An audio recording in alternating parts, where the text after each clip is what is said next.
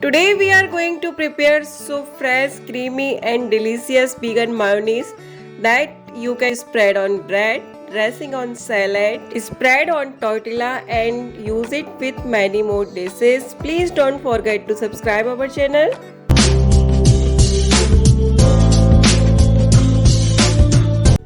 Add 150 gram cashew nuts in a big bowl.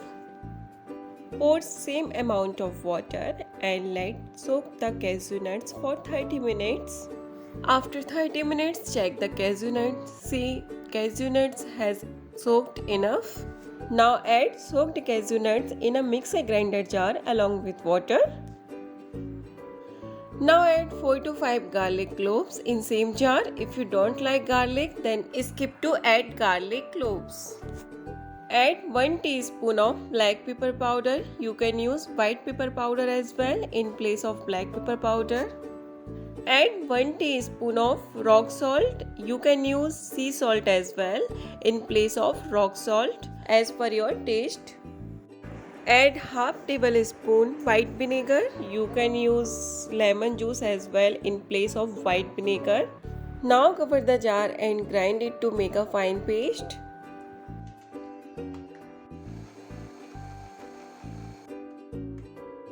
I have ground it for 1 to 2 minutes. Now open the jar and check the consistency of vegan mayo. So you can see the consistency of vegan mayo, which is very creamy and perfect thick. Now transfer vegan mayo in a bowl. I have prepared vegan mayonnaise little thin because I love this consistency of vegan mayonnaise and I'm going to use it in multiple dishes. We can use this vegan mayonnaise in sandwich or we can simply spread it on bread. We can dress a salad with this vegan mayonnaise. We can spread it on tortilla. It also go well with parathas like aloo paratha, onion paratha. You can store it in airtight container and keep it in fridge for 1 or 2 weeks.